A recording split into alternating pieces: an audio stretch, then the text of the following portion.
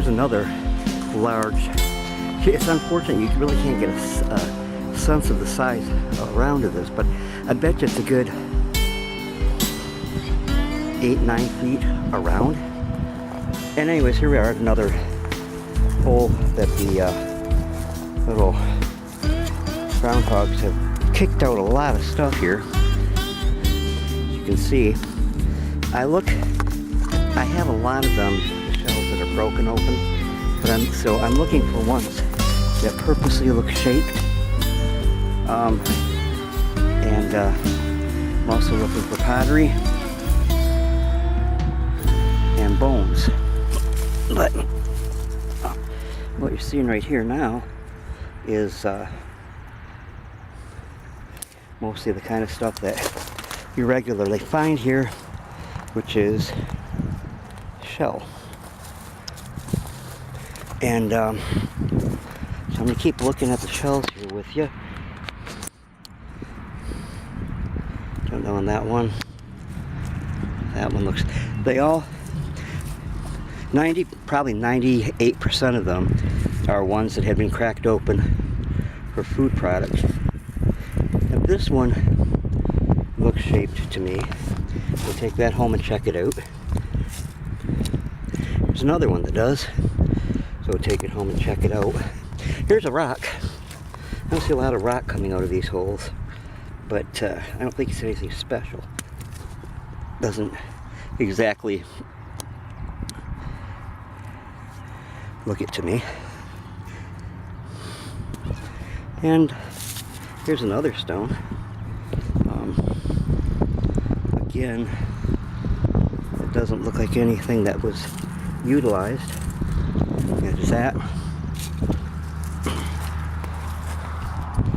So as you come around, you see how much there is, though. This piece of an old brick and all that. But you see how much there is here. These people must have eaten a huge amount of shell foods from the Saginaw River. Okay, I'm now down here by the river, a little bit further up than I was, and I've been poking around. The river's still too high to really look for a lot of stuff at this spot, but I was poking around back in here, and I found a broken rat tail file, some kind of a wedge, and back in there, a perfectly preserved piece of wood wedge. Would have to go back quite some ways.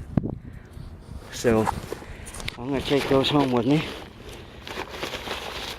See what I can discern about that wooden piece. It's really unusual for me to find preserved wood down here along the river, or anywhere for that matter. There's more back in there. I'll have to wait till I come back with a shovel and see if I can get to any of that. Nice piece of red slag there. But I'll get back with you later. A beautiful, beautiful sunny day here in Saginaw, Michigan. I believe it's probably close to 70 right now. April 22nd. This is where I came yesterday, and I found that half of a logging pin back up under the bank.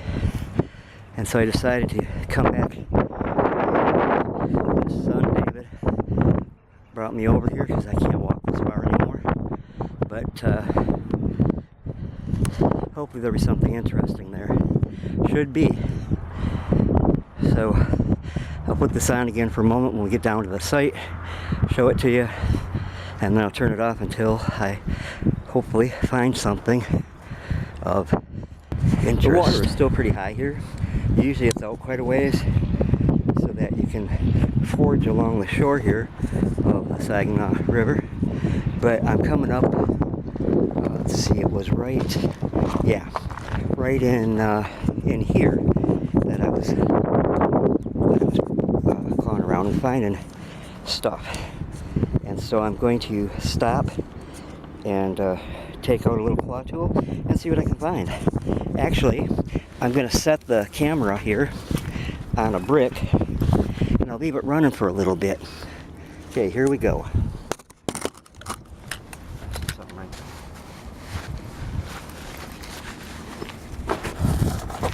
see something glass sticking out here, but it looks like a light bulb. And that's what it is. It's an old light bulb. I don't really know how old, but it's an old light bulb.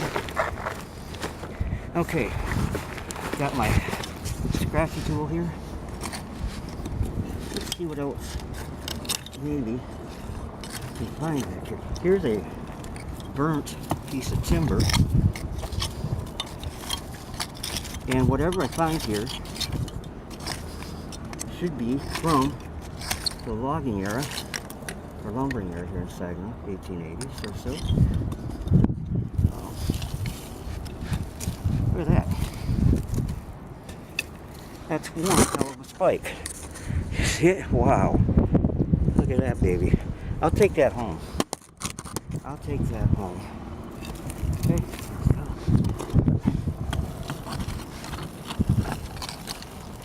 Reaching back in here. Hope there's no little critters back here. Because you never know. There could be a old tin can. Always break them open because there could be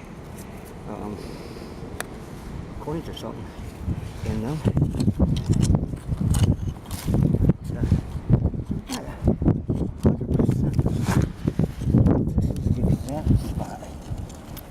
That I think it is.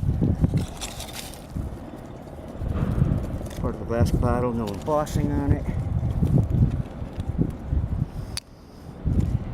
No embossing on it. I'm going to turn the camera off until I find something, and then I'll turn it back on for you. I'm finding some of the old wood, like I've talked about before yesterday. Not sure what this thing is. A few steel plates.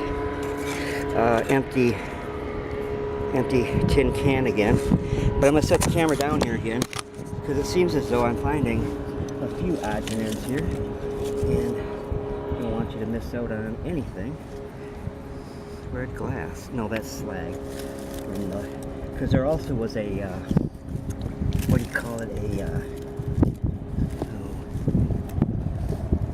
There's another part of the burnt. See, there's a fire that tore through here back in that time frame too.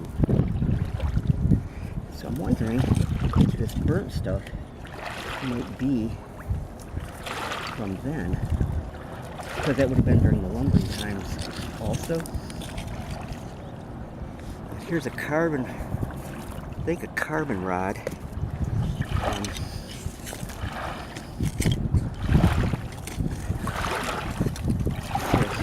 Part of an old sanding or grinding stone. Or two. Pull this out.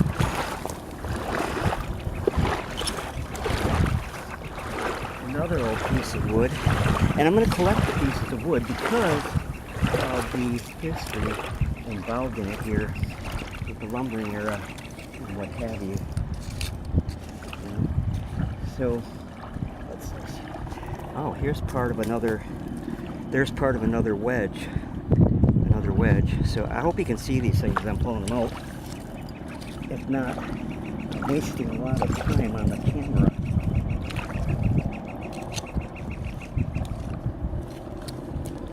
What's that? Now that's a plastic cap. Why would that be in here? Man, I do not know why that would be in there. Okay, well, I'm going to maybe move over in a minute. Close by, but over. Here's a piece of dark green slag from the foundry that used to be here at one time. And, yeah. Okay, well, I'm going to turn this off again, maybe, until, what's this? Wait.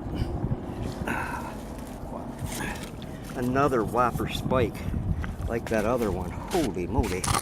I wonder what those were used for. But I'm going to turn this off. Be back within a minute. Here's a gear of some sort. Here, it's heavy. Heavy.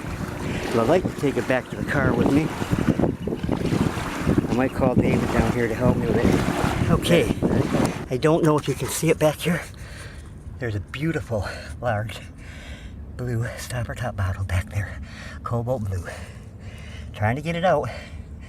Being very difficult. But my son David's coming down here to help me. Just leave the setup as I try to extract this beautiful blue bottle. I hope you can see. I'm trying not to break it. But it is really in there under this stuff. I got it. All right. Let's take it out here and look at it. Okay, it's not a blob top, but it is a beauty. Very nice blue bottle. That one's definitely going home. Yeah, this broke off. I don't know if I got this. There's a very large and a very heavy gear there from some piece of machinery that I'd like to try to clean up. I got two lumbering things here. This is half of a rafting pin, and this wedge would have been used on the rafts also. Here's a rat tail file broken off. Some various pieces of wood, which the wood fascinates me because like this one is burned. Reminds me of the fire that went through Saginaw during the lumbering era. And there's various odd pieces of wood, but this piece actually has, I don't know if you can see it on there, it says Joe Cook on it. It's a part of a paper label still on there. This is another wedge that would have been used in lumbering. And then we got this really huge spike. I wanted to bring the other one home. I may pick it up if I go back over there with my friend Gil.